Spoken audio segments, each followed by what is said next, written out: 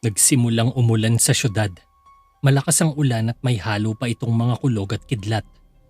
Sa kabila nito, nakatambay muli ang kotse ni San Telmo sa harapan ng boarding house ni Vincent. Nasa loob ng sasakyan sina San Telmo at Ricardo. Patuloy sa pagmamanman ang dalawa. Kumakain ng noodles si Ricardo habang nasa loob ng kotse at tahimik lang ang katabi niyang si San Telmo.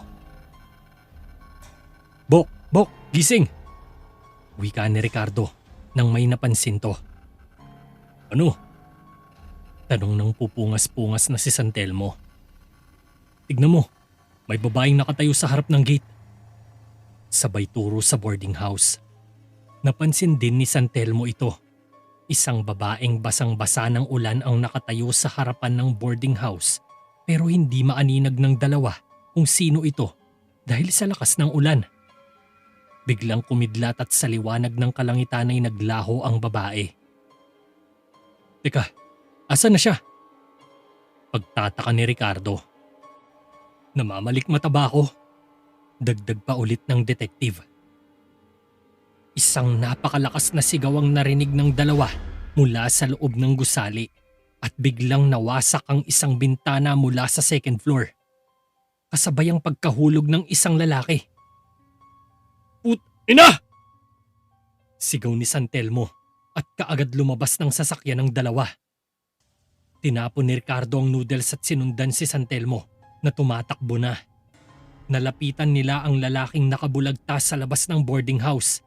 Bali ang leeg at likod nito sa lakas ng impact at ang mukha nito ay hindi maipinta na mukhang namatay sa sindak at kilabot.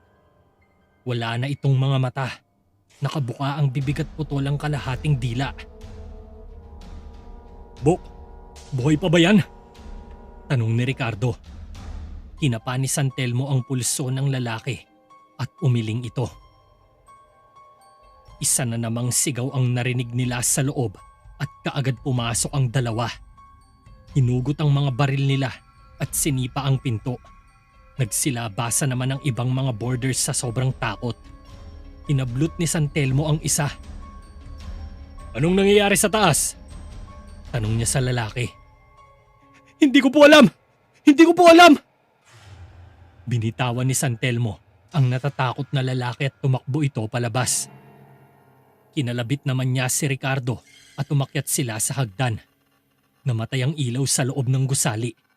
Tanging liwanag na lamang ng mga kulog at kidlat ang nagbibigay gabay sa kanila sa kadiliman.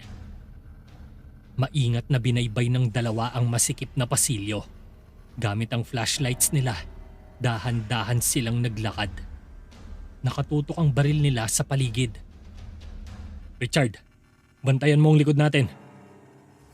Tumalikod si Ricardo at nagulat ito nang makita ang anino ng isang tao sa kadiliman na nakatayo pero hindi nakaapak ang mga paa sa sahig. Inilawan nito ni Ricardo pero biglang naglaho ang anino. Pinikit-pikit ng detective ang mga mata. Hindi maipaliwanag ang kanyang nakita. Bok! Parang hindi maganda ang kutob ko dito. Garalgal na wika ni Ricardo. Hindi ito sinagot ni San Telmo. Nang malapit na sila sa kwarto ni Vincent, ay bumukas ang pinto nito at bumagsak sa sahig ang bangkay ni Robin. Tulad ng ibang biktima, tila nasindak rin ang ekspresyon ng kanyang muka. Nakaharap sa kanila ang itsura ng binata kaya napatigil sila at iniilawan lang ang bangkay. Napalunok ng laway si San Telmo. Kabadong-kabado ito at tila umabot na hanggang bubong ang taas ng presyon ng dugo niya. Mas natakot pa siya nang biglang hilahin pabalik sa kwarto ang bangkay ni Robin. At nang maipasok ito ay sumarang pinto. Sino yan? Lumabas ka! Utos ni San Telmo. Walang sumagot sa kanya kaya tumabi siya sa gilid ng pinto at si Ricardo naman ang maingat na nagbukas ng pinto.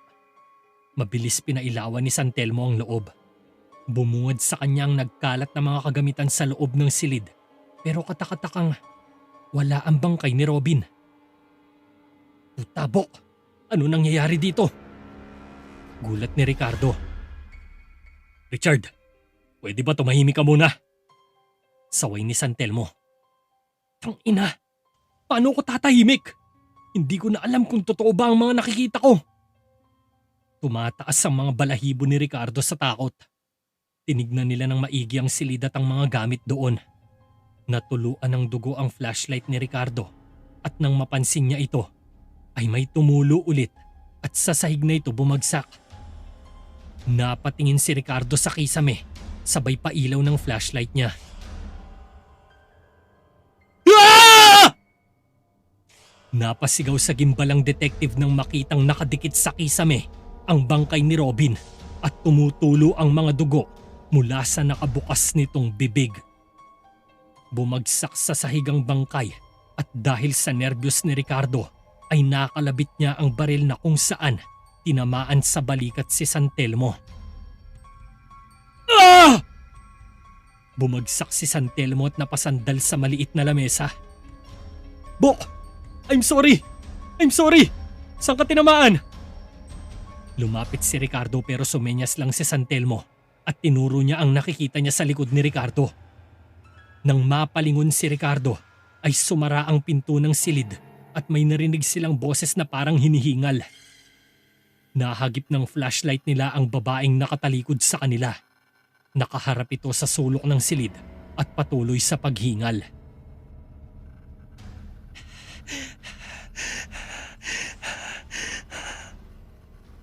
Hingal kabayo ng babae at paus ang boses nito.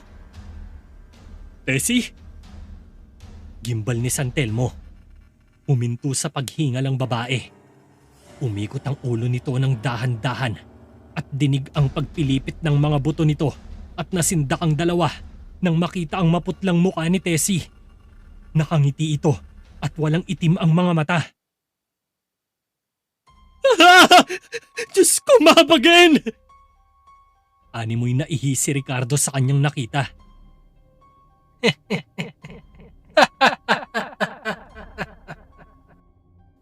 Dalawa ang boses ni Tessie habang tumatawa to. Tessie, hindi ikaw si Tessie. Ebora, makinig ka. Lubayan mo ang katawan ni Tessie! Wika ni San Telmo. Nawala ang ngiti ni Tessie. Siya! Sigaw ni Tessie at bigla itong naglakad ng nakatuwad pa atras at papunta kay Ricardo. Ah! Lumayo ka sa akin! Impakta ka! Nabaril ni Ricardo si Tessie sa takot niya pero biglang naglaho ang babae bago pa ito bumangga kay Ricardo. Asan siya? Asan na siya? Nasaan siya, Bok? Nanginginig si Ricardo nang mag-reload ng baril. Si San Telmo naman ay may inilabas na card mula sa pitaka niya. Ito ang calling card ni Nathaniel. Wala na siyang ibang pagpipilian. Labas na sa kanyang kaalaman at kakayahan ang mga nangyayari. Binasa niya ang nakasulat na Latin sa card na ito at hinagis niya ito palayo. Nag-apoy ang card at tumalsik ang ilang apoy sa paligid na parang galing sa isang fireworks. Lumabas ang isang nagliliwanag na magic circle. Habang napapanood ito ng dalawa, ay tinutok ni Ricardo ang baril niya sa nagliliwanag na magic circle. Pero isang kamay ang lumabas mula sa loob ng bilog at hinawakan ng baril niya. Ibaba mong baril mo, detective, kung ayaw mong ikaw ang tamaan ng bala. Lumabas si Nathaniel mula sa magic circle. Gulat naman si Ricardo. Paano? Hindi nakapagsalita si Detective Ricardo Tuazon. Nawasak ang lohika mula sa isipan niya dahil sa mga nasasaksihan. Sinipat ni Nathaniel si San Telmo na nakaupo lang sa sahig. May sugat ka? Wika ni Nathaniel. Magiging okay din ako. Salamat sa pagdating mo, Nathaniel. Kailangan namin ng tulong mo. Si Tessie, mukhang sinapian siya ng espiritu ng Ebora at nakapatay siya ng 2 tao. Paliwanag ni San Telmo. Oo. Ramdam ko nga ang malakas na espiritual na enerhiya dito. Ang aura ng espiritual na revenant ay nagkalat na sa paligid. Parang tumalsik na pintura sa paderang malakas na presensya niya dito. Sagot naman ni Nathaniel. Anong gagawin natin? Mapipigilan ba natin siya? Tanong ni San Telmo. Oo, pero kailangan ko muna mahanap siya. Mukhang nagtatago lang siya sa mga sulok ng kwartong to. Tugon ni Nathaniel. Anong ibig mong sabihin? Pagtataka ni San Telmo. Nasa paligid lang siya at nagmamasid. Naghahanap ng tiyempo para umatake. Mabilis ang pagsaboy niya ng oras sa paligid at malamang sinasakop na ng presensya niya ang lugar. Paliwanag ni Nathaniel. So anong plano mo? Tanong pa ni San Telmo. Kailangan kong mahanap ang pisikal niyang anyo para mapaalis ko ang sumaping revenant sa katawan niya bago mahuli ang lahat. Tugon naman ni Nathaniel. Paano mo gagawin yun? Wala tayong ideya kung nasan si Tessie. Pangamba ni San Telmo. Wala rito si Tessie. Ang katawan niya ay kinuha na ng revenant at ikinulong sa Astral Sanctum nang walang gabay sa Portal Realms. At kung tutuusin, masama ito. Kailangan kong gumamit ng spiritual residue para matrack down kung nasan siya. Wika ni Nathaniel. Sasama ako sa iyo, Nathaniel. Pagpresenta ni San Telmo sa sarili. Hindi na kailangan, detective. May sugat ka at kailangan mo ng medical assistance. Ako na bahala dito. Pagtanggi naman ni Nathaniel. Okay, pero mag-iingat ka. Tugon ni San Telmo. Mula sa kasuotan ni Nathaniel ay naglabas siya ng isang maliit na supot at binuksan niya to. May laman itong maliit na garapon. Makikita ang isang pulang likido ang kulay sa loob ng garapon.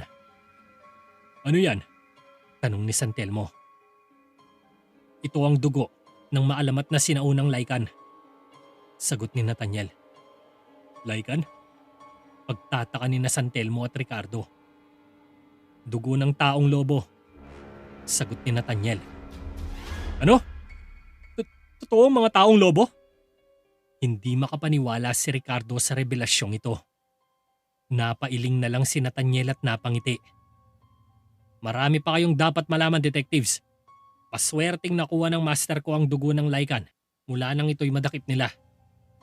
Sinunog nila ang katawan ng halimaw na nagasik ng takot at pangamba sa mga residente noong Victorian era. Marami nang napatay ang Lycan na ito, ngunit sa kadahilan ng malakas to, mahirap siyang mahuli. Subalit dahil sa bagsik ng mandirigmang ninuno, nilabanan niya ito at sinunog ng buhay. Nagdasal si Nathaniel at binuksan ang garapon. Naglabas siya ng isang patak ng dugo sa sahig at bigla itong nag-vibrate at gumalaw. Gumawa ito ng isang glip at biglang nag-evaporate. Lumabas si Nathaniel sa silid at sinundan naman siya ng dalawang detective. Dumiretso si Nathaniel sa maliit na sala ng ikalawang palapag. At sa mismong gitna ng sala ay may lumabas na glip sa ibabaw ng lamesa. Pinailawan ni Nathaniel ang paligid pero wala siyang makita. Muli ay umusal si Nathaniel at pumikit. May binuksan siyang lagusan at dito siya pumasok. Gamit muli ang dugo ng Lycan, nagpalabas ng glowing glip sa ere si Nathaniel at sa gitna ng bilog na glip ay ipinasok ng lalaki ang buong braso niya. Naglaho ang braso niya sa isang invisible na portal. Lumaki ang glip na halos kasing laki na ng tao. Nagpunta siya sa bilangguan ng mga patay. Sinama niya roon si Tessie. Hindi yun ang lugar para sa mga mortal. Kapag nagtagal pa sila doon, posibleng hindi na makakabalik sa totoong mundo si Tessie. At kapag nangyari yun, ang Revenant na ang magbabalik dito sa kaanyuan ni Tessie. Ikukulong ng Revenant ang kaluluwa ni Tessie sa spiritual realm. Magbubukas ako ng portal at papasok ako upang mabawi ang katawan ni Tessie. Wika ni Nathaniel. Mag-ingat ka, Nathaniel. At ano naman ang maitutulong namin sa iyo habang wala ka? Ngumiti muli si Nathaniel at pinatong ang kabilang kamay sa balikat ni San Telmo. Magdasal. Kasunod nito, ang pagpasok ni Nathaniel sa glip at naglaho siya ng tuluyan. Napanganga naman si Ricardo. Sakto ring bumalik ang kuryente sa lugar at nagliwanag na ang paligid. Ang pinasok ni Nathaniel ay isang dimensyon na kung saan natrapang hindi mabilang na mga kaluluwa. Dito na pupunta ang ilang hindi nakapass over ng maayos at naligaw sa kadiliman. Ilan sa kadahilanan ng kanilang pagiging ligaw ay ang malakas na attachments nila sa mundo ng mga buhay. At ang sino mang pumasok sa lugar na ito ay halos imposible nang makalabas pa. Hindi nababagay sa isang mortalang lugar na ito sapagkat hinahabol sila ng mga espiritong hayok at gutom sa espiritual na enerhiya ng isang buhay na kaluluwa. Pagpasok ni Nathaniel sa lagusan ay sinalubong ito kaagad ng kadiliman. Subalit nagkunjur siya kaagad ng banal na liwanag at naging maliwanag ang kanyang kapaligiran. Walang makitang anuman si Nathaniel. Kadiliman at usok lamang ang naroroon at ang inaapakan niyang lupa ay baku-bako at hindi pantay. Para siyang nakatayo sa isang tambak ng mga kalansay. Wala siyang marinig sa paligid at wala siyang ibang naaamoy kundi ang tila nasusunog na buhok ng tao. Sinimulan niya ng maglakad upang hanapin si Tessie. Hindi pa siya nakakalayo nang may nakita siyang isang ligaw na kaluluwa. Isang lalaki at bali ang ulo. Nakalaylay ang lamang ulo nito pero nakatayo lang siya at hindi gumagalaw. Pamilyar si Nathaniel sa lalaki. Si Jacobo ito. Karaniwan na ito sa mga nakikita ni Nathaniel. Hindi niya ito pinansin at nagpatuloy siya sa paglalakad. Ilan pang kaluluwa ang nakita niya. Nakatayo at hindi gumagalaw. Mga espiritong nawalan na ng koneksyon sa anumang sanctum o realm. Mga kaluluwang hindi natanggap sa langit at lupa. Mga kaluluwang habang buhay na mananatili sa kadiliman. Naglakad si Nathaniel at hindi mawari kung gaano na siya kalayo sa kanyang nilalakbay o kung gaano siya katagal na nasa loob ng dimensyon na ito. Hanggang sa makarinig siya ng pag-iyak. Kakaiba ito para sa kanya. Ito lang ang tanging ingay sa paligid at ito ang kanyang sinundan. Tessie! Nasaan ka? Sigaw ni Nathaniel. Patuloy siya sa paglalakbay. Mas lalong lumalakas ang iyak na naririnig. Naririnig kita, Tessie! Magpakita ka! Naabutan ni Nathaniel si Tessie na nakaupo at nakatalikod sa kanya.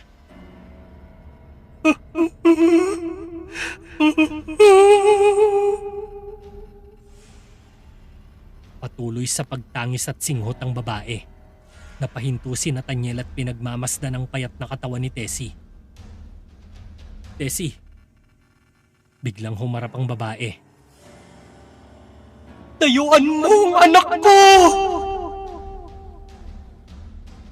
Isang nakakagimbal na itsura ng isang babaeng nasa 30s ang edad ang sumigaw sa harapan ni Nathaniel bago ito maglaho. Magpakita ka sa akin, Ebora! Sigaw muli ni Nathaniel.